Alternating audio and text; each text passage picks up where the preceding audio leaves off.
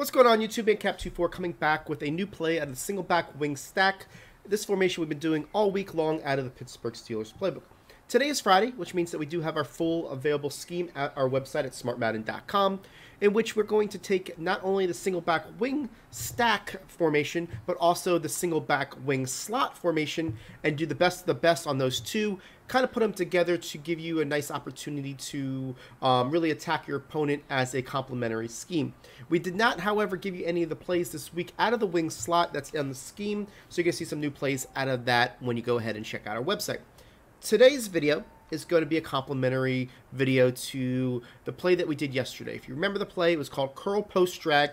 If you didn't get a chance to check it out, it'll be linked in the end screen after this video, so you can just go ahead and click and see how these plays work together. Curl post drag play had a really nice tight end route that came across, really gave us the ability to throw underneath your cloud flats. It was primarily a cover 2 and cover 3 cloud flat beater.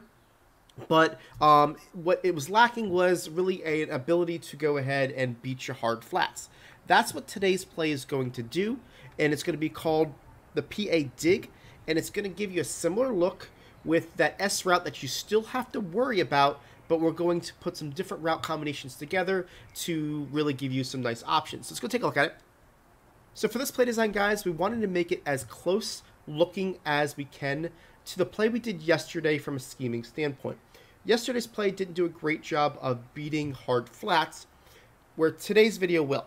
And because of that, we want to keep it very similar, so when people try to go to hard flats because you've been beating with the cloud flat beaters the whole time, then you've got something that you can beat hard flats and cloud flats with this play, and just makes them have to adjust more. Anytime you are in the driver's seat in the cat and mouse game of Madden, it's really going to help you, especially when you start getting them to allocate more resources to stopping the pass in a run formation that this is in. We got two tight ends, and you've got your compress set on the left. It's a running formation you can do really well with, and you really want to make them fear the pass, and that's what these plays are going to do.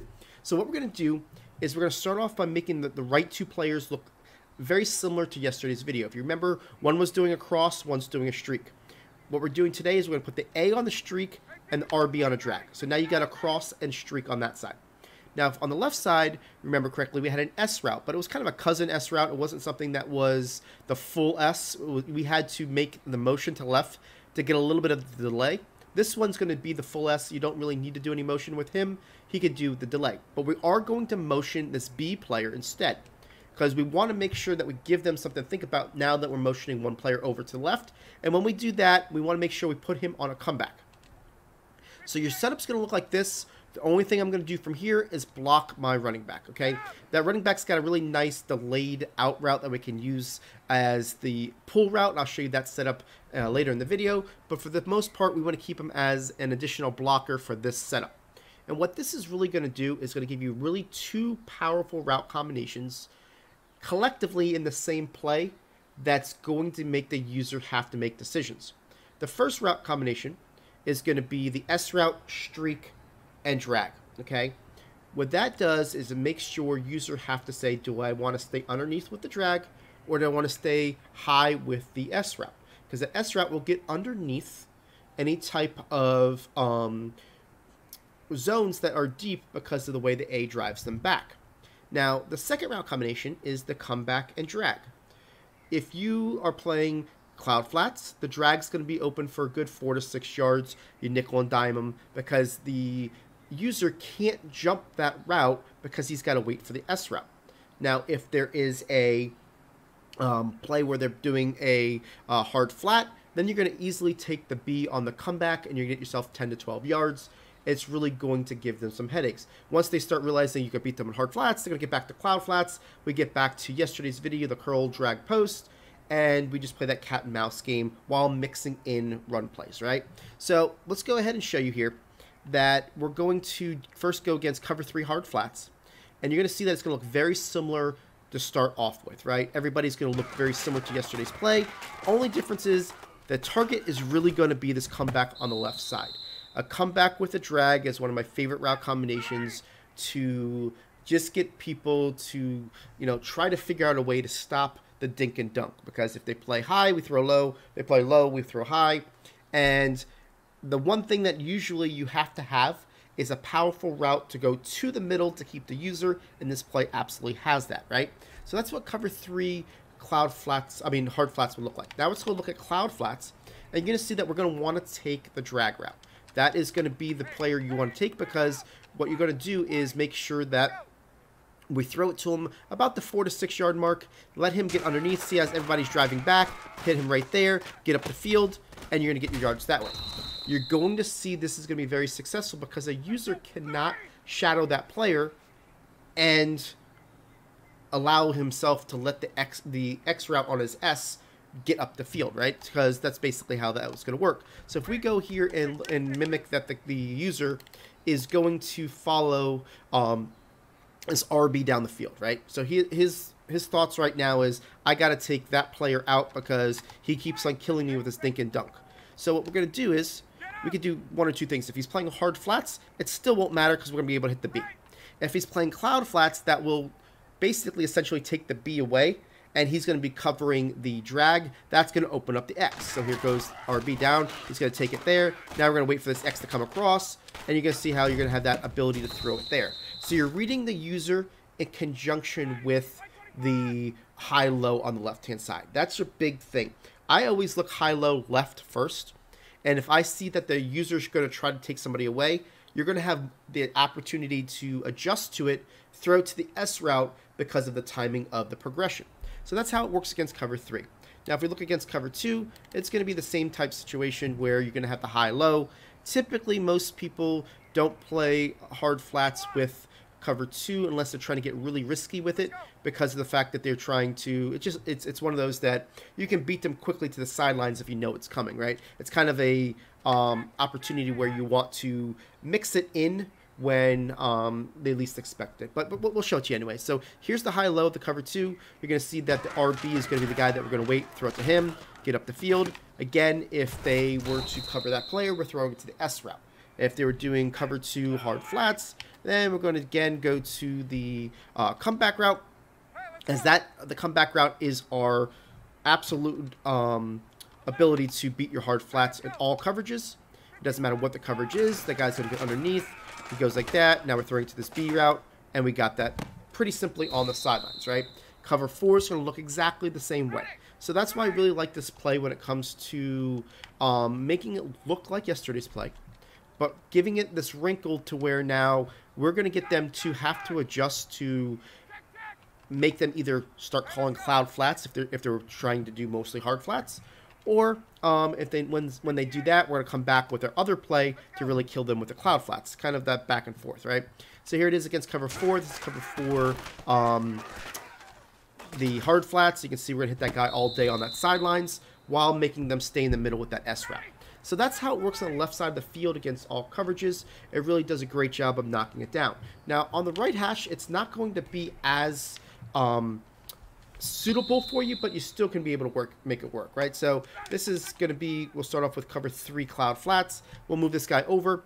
And, you know, if you really want to, I prefer to attack the short side of the field, so you would be flipping it in this situation. But if you wanted to make it look like we did for the second part of that video, then you still have that ability to do so. It's just going to be a little bit of a quicker read. So here we go. This guy's going down here. You see that guy's right there. Throw it to him. Get up the field, right?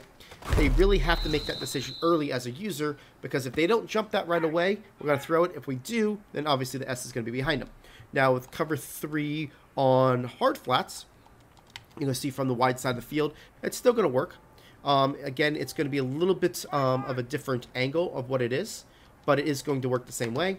So you're going to see here, actually that time I left the play action, which isn't going to make any difference. We'll throw it to this player, and we're good. He's not going to be on the sidelines anymore. He's going to be a little bit in the middle of the field, but you still have that, right? So that's going to be working the same way against all coverages. It's just going to give it a little bit of a different window to throw in the way it works. Now, it's a little bit trickier against cover 2. When it comes to, you know, throwing it underneath, because that guy's not going to drive that player back as much.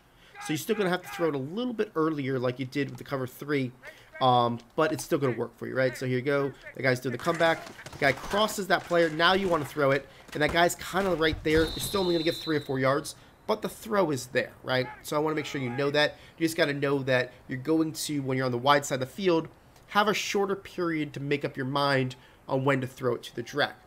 Now, the last thing I want to show you on this is changing this up a little bit to where now we're getting our running back involved rather than our drag route, right? So if we want to do this and we want to mix it up completely, what we can do is put this B on the comeback, and instead of going ahead and putting this RB on the drag, make him as a blocker, right? So we're going to block up front.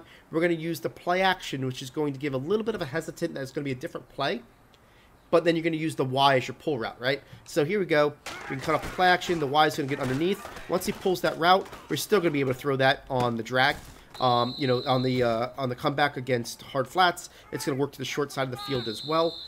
It's just going to give you a different look. But when it's in cloud flats, what you're going to notice is that you're going to have the ability to throw it to that running back, which I'm a big fan of. Anytime I can throw it to my running back one-on-one with a corner, it's a really nice opportunity to either juke them or have the ability to truck them if you've got more of a trucking back. But this is, again, hard flats from the short side of the field.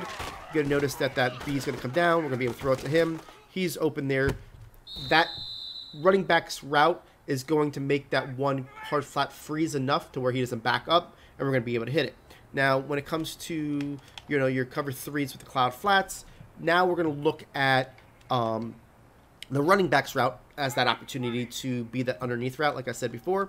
And you'll see here that carry out a fake, either it doesn't matter. Y is going to go underneath. You throw it to him. Now you're going to have that ability to, you know, get your user skills to get you some more yards. You turn a 3 to 4 yard gain into a 10-yard gain by making one move, whether it's a, you know, a steerable spin move, whether it's a truck, whether it's a juke, whatever it is. You've got them at your mercy when it's a one-on-one in the open field. It's usually when they converge is when your moves don't get as powerful. You know, when you're able to catch that and make a move right away, it's definitely going to be something that's going to be in your advantage. So that's really why I like this play. It complements yesterday's. It gives you a lot of options. It gives you a little bit of that. If they want to play hard flats, we go to this. We force them to cloud flats. We go to yesterday's play. But you still have the ability to beat cloud flats here, just not as powerful as yesterday's play. So kind of a 1-2 punch. We'll go ahead and bring you a lot of different ways to tie this in on our normal scheme. Like we said, is available on our website. We appreciate you all. I want to say thank you for everybody that has watched this video all the way to the end. We do appreciate your support. If you got something useful out of this video, go ahead and hit that like button. It does really help us grow our channel. If you're new to our channel and haven't seen one of the videos that are on your screen right now, go ahead and check it out for some great Madden content. And don't forget to hit that subscribe button.